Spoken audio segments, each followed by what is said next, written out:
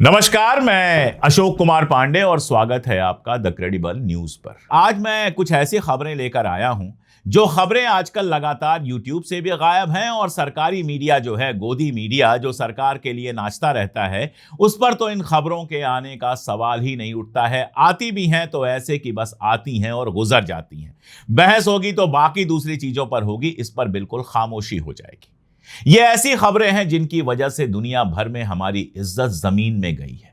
ये ऐसी खबरें हैं जो भारत को दुनिया भर में अकेला कर रही हैं और न केवल दुनिया भर में बल्कि अड़ोस पड़ोस के जो मुल्क हैं उनसे हमारी दूरी लगातार बढ़ा रही हैं। ये ऐसी खबरें हैं जो हिंदुस्तान के हर फिक्रमंद आदमी की फिक्र होनी चाहिए, जो हिंदुस्तान के हर शहरी की फिक्र होनी चाहिए, लेकिन अब ये आदत में आ गई हैं और इसका कोई असर नहीं होता।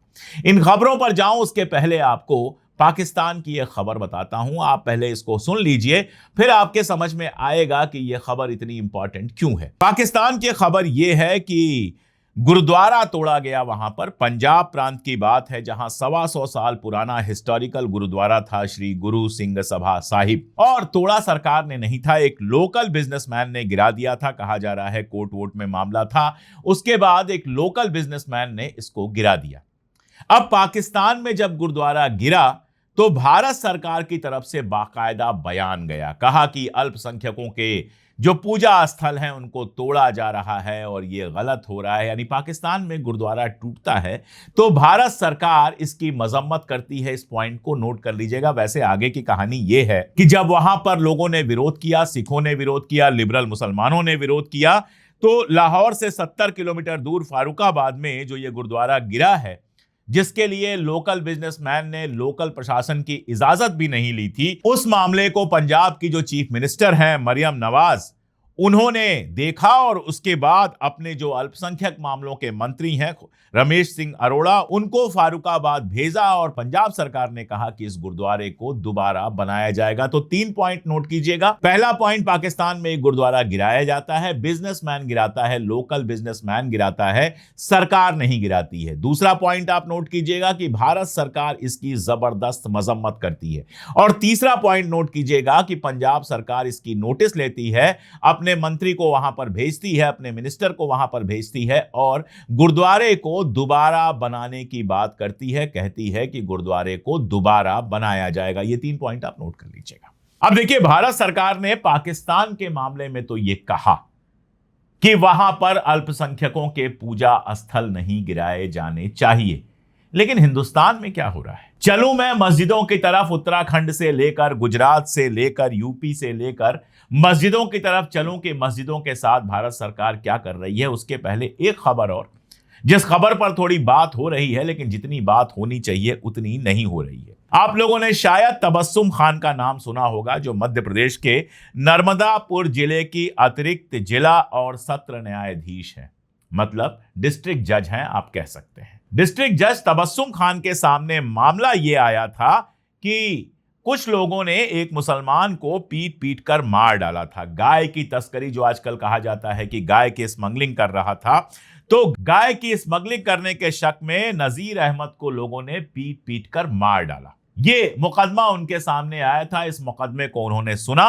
और 12 जून को 2 अलग अलग फैसले किए, जिसमें 14 लोगों को आजीवन कारावास यानी उम्र कैद की सजा सुनाई। मामला समझ में आ रहा है? लोगों ने नजीर अहमद नाम के एक मुस्लिम युवक को पीट पीट कर मार डाला, ये कह के कि वो गायों का कारोबार कर रहा है, गायों की तस्करी कर रहा है, काटने के लिए गाय ले जा रहा है। ये लिंचिंग कहा जाता है इसको, और ये घटना हिंदुस्तान में आम होती जा रही है। तो इस घटना के बाद जब मामला कोर्ट में गया, तो जिसकी कोर्ट में गया, जो डिस्ट्रिक्ट जज थी, वो थी मोहतरमा तबस्सुम खान, और तबस्सुम खान ने पूरे मामले को सुनने के बाद इन लोगों को सजा सुनाई उम्र कैद की। मामला यहीं खत्म हो जाना चाहिए था कि सजा हो गई, अब जाइए हाई कोर्ट में जाइए, अपील कीजिए, वहां से सजा पलट जाए तो ठीक है, ना पलटे तो फिर सुप्रीम कोर्ट जाइए और फाइनल जो सजा हो उसको भुगतिए। यही नियम होता है। लेकिन यहां पर सजा पर बात नहीं हो रही है।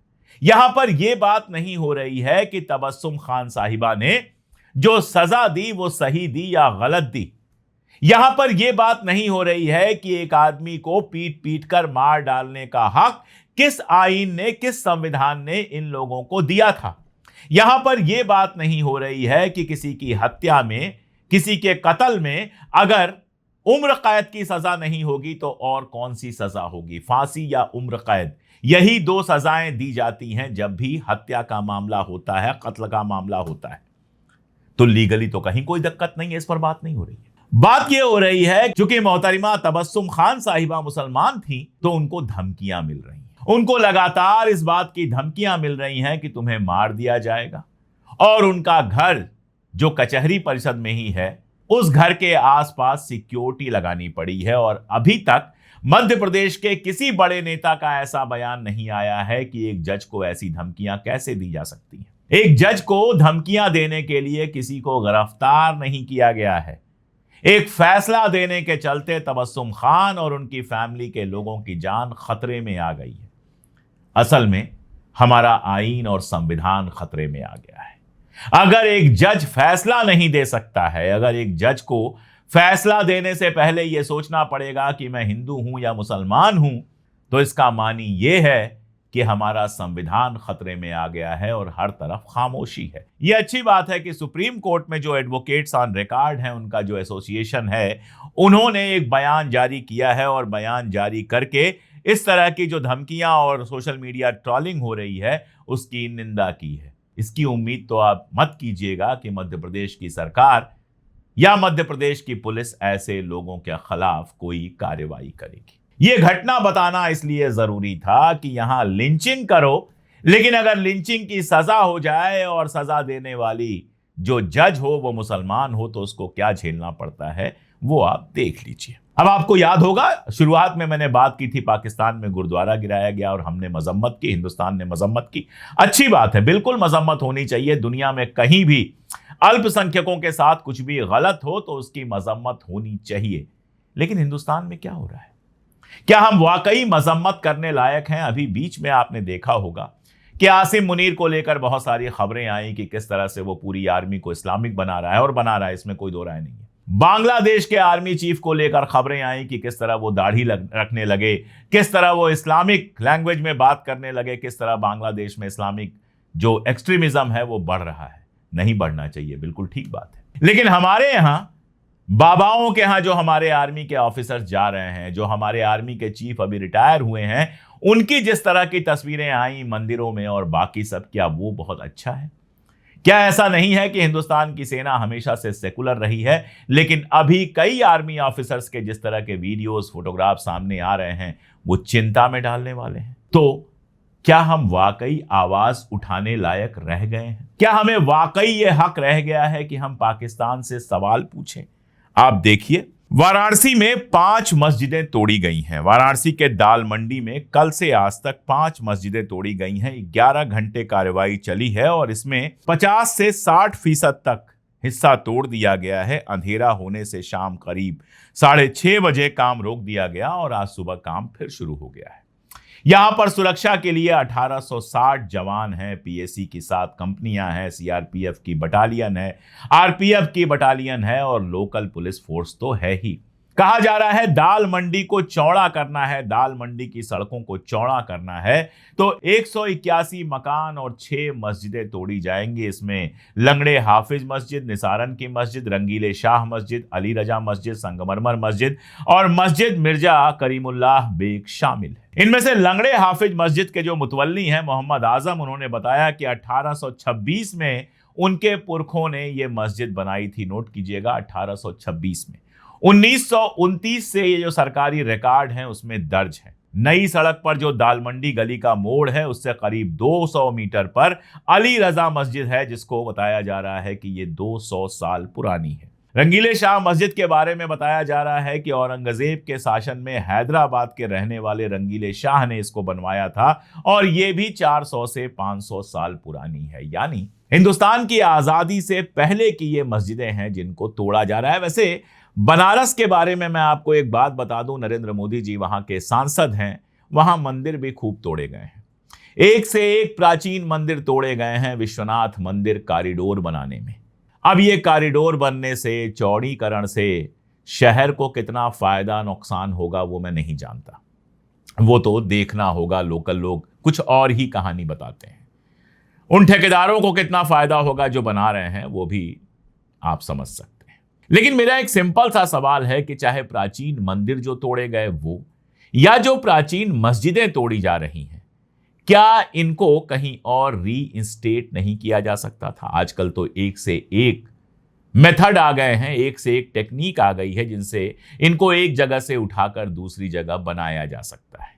क्या इनका हिस्टोरिकल जो इंपॉर्टेंस है, लेकिन किस हिस्टोरिकल इंपॉर्टेंस की बात आप कर रहे हैं जिस देश में सिलेबस से मुगलों को हटा दिया जाए, जिन्होंने 300-400 साल हिंदुस्तान में वक्त गुजारा, दिल्ली की गद्दी पर बैठे रहे, उनको सिलेबस से जहां हटा दिया जा रहा है वहां मस्जिदें तोड़ी जा रही हैं, तो क्या कहना है। और सुनिए, गुजरात के कच्छ जिले में कुछ दिनों से अतिक्रमण विरोधी अभियान चल रहा है। इसमें कई मस्जिदें, कई मजार, कई सारी दुकानें और मुसलमानों के घर तोड़े गए हैं और 30 स्ट्रक्चर बताया जा रहा है कि वहां पर तोड़ दिया गया है। कच्छ के गांधीधाम तालुका में जूना कांडला मस्जिद है जिसको रविवार को तोड़ दिया गया। मस्जिद समिति और मकतूब जो मीडिया है उसने जो दस्तावेज पेश किए उसके हिसाब से यह मस्जिद 1965 से गुजरात राज्य वक्फ बोर्ड में रजिस्टर्ड है और मस्जिद के वो तोड़ने से पहले किसी तरह की कोई सूचना नहीं दी गई, जबकि सुप्रीम कोर्ट का बाकायदा आदेश था कि कम से कम 15 दिन पहले नोटिस दीजिए, उसके बाद बुलडोजर ले जाइए। और ये तो मैंने सिर्फ आपको 2-3 घटनाएं बताई। अब याद कीजिए, वाराणसी में एक मस्जिद को तोड़े जाने को लेकर अली जरदारी साहब ने भी बयान दिया था और तब मैंने सवाल पूछा था कि आपके यहां शियाओं पर जो हमले हो रहे हैं, सूफियों पर जो हमले हो रहे हैं, उस पर आप क्यों खामोश हैं? आप हिंदुस्तान पर आवाज उठाते हैं, लेकिन जो आपके यहां शियाओं पर, सूफियों पर, हिंदुओं के मंदिरों पर, सिखों के गुरुद्वारों पर हमले होते हैं, उस पर आप खामोश हैं। तो यह सवाल जो मैंने अली जरदारी से पूछा था, वही सवाल दिल्ली के हाकिमों से भी है कि पाकिस्तान और बांग्लादेश की चिंता तो आप करते हैं, लेकिन हिंदुस्तान में जब अल्पसंख्यकों के साथ कुछ होता है तो आप खामोश हो जाते हैं। और खामोश क्या, जिस पार्टी से आप हैं उस पार्टी के लोग तो इसका जश्न मनाते हैं। आप देखिए यह हिंसा कहां तक जा रही है। बंगाल में कल महुआ मोइत्रा के ऑफिस पर हमले किए गए और महुआ मोइत्रा का कहना है कि यह हमले भारतीय जनता पार्टी की शह पे किए। तो एक देश जो अमन की बात करता था, जो सारी दुनिया में अमन की बात करता था, वहां पर अलग अलग तरह की हिंसा देखने को मिल रही है। कहीं लिंचिंग में मार दिया जाता है, कहीं मस्जिदें गिराई जा रही हैं और कहीं एक महिला एमपी के घर पर और ऑफिस पर पत्थर फेंके जा रहे हैं, अंडे फेंके जा रहे हैं। अब आप ये बताइए कि जब ऐसे हालात हैं तो हम किसी से सवाल क्या पूछेंगे? जब ऐसे हालात हमारे अपने मुल्क में हैं, जिसको दुनिया भर में अमन के लिए जाना जाता था, जहां कहा जाता था कि हिंदू, मुस्लिम, सिख, ईसाई भारत में सब भाई भाई, वहां अगर इस तरह की हिंसा है, इस तरह का पागलपन है, इस तरह की नफरत है, तो हम क्या पाकिस्तान से सवाल पूछें, क्या बांग्लादेश से सवाल पूछें, क्या नेपाल से सवाल पूछें? हमें सबसे पहले तो अपने हुक्मरानों से सवाल पूछना होगा। और अगर हम अपने हुक्मरानों से सवाल नहीं पूछ पाते तो यकीन जानिए हमें कोई हक नहीं है कि हम किसी और से सवाल पूछें। देखिए, सारी दुनिया मेरे कलेजे में रहती है। दुनिया भर में कहीं कोई हक के खिलाफ बात होती है, किसी गरीब, किसी मजलूम, किसी अल्पसंख्यक के साथ अत्याचार होता है, तो मेरे सीने में दर्द होता है। हम ऐसे ही बने हैं।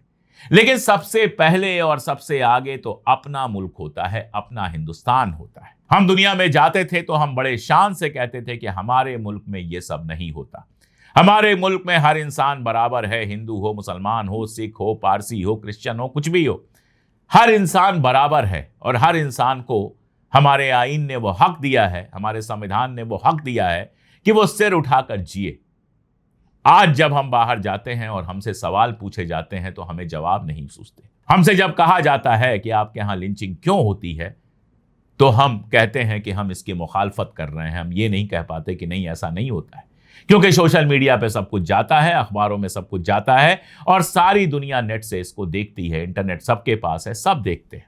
जब हमसे सवाल पूछा जाता है कि गजा में हजारों बच्चे मार दिए गए, आपका मुल्क खामोश क्यों है, तो हमारे पास कोई जवाब नहीं होता है। हम बस ये कह पाते हैं कि भले मुल्क की जो हुक्मरान मुल्क के जो है वो खामोश रहे, अवाम ने आवाज़ उठाई है, हमने खुद अपने चैनल पर लगातार आवाज़ उठाई है, हम बस इतना ही कह पाते हैं। तो जो मैंने शुरू में कहा था आपके दिमाग में आ गया होगा कि ये ऐसी घटनाएं हैं जिनकी वजह से सारी दुनिया में हमारी इमेज खराब हो रही है। अगर आप हिंदुस्तानी हैं और हिंदू हैं तो सोचिए कि जब आपके पास खबर आती है कि पाकिस्तान या बांग्लादेश में किसी हिंदू के साथ बुरा हुआ तो आपके दिमाग में कितना गुस्सा पैदा होता है, आपके जहन में कितना गुस्सा पैदा होता है। और उसके बाद सोचिए कि जब हिंदुस्तान में किसी मुसलमान की लिंचिंग होती होगी, कोई मस्जिद गिराया जाता होगा और यह खबर पाकिस्तान और बांग्लादेश में पहुंचती होगी तो वहां के लोगों में, वहां के अवाम में कितना गुस्सा होता होगा। अब आप सोचिए कि जब ऐसा गुस्सा पाकिस्तान में या फिर बांग्लादेश में या मालदीव में या यहां तक कि ऐसे मुल्कों में जो मुस्लिम मुल्क नहीं हैं लेकिन डेमोक्रेसी पसंद, हक पसंद मुल्क है, वहां जब ये खबरें पहुंचती होंगी तो आपकी क्या इमेज बनती होगी। और अब उस सवाल पर सोचिए जहां से मैंने शुरुआत की थी कि इस इमेज के चलते आप दुनिया भर में अकेले नहीं होंगे तो क्या होगा। इस इमेज के चलते अगल बगल के मुल्कों से आपके रिश्ते खराब नहीं होंगे तो क्या होगा। और फिर सोचिए कि ऐसी हरकतें करने वाले देशभक्त हैं या देश को बदनाम करने वाले। इसका जो जवाब आपके दिल में आएगा और आपके दिमाग में आएगा कमेंट में लिखिएगा और इसी से साबित होगा कि आप आज के हालात को कितना समझ रहे हैं और कितना नासमझ बने हुए हैं। आज के लिए इतना ही, बहुत शुक्रिया।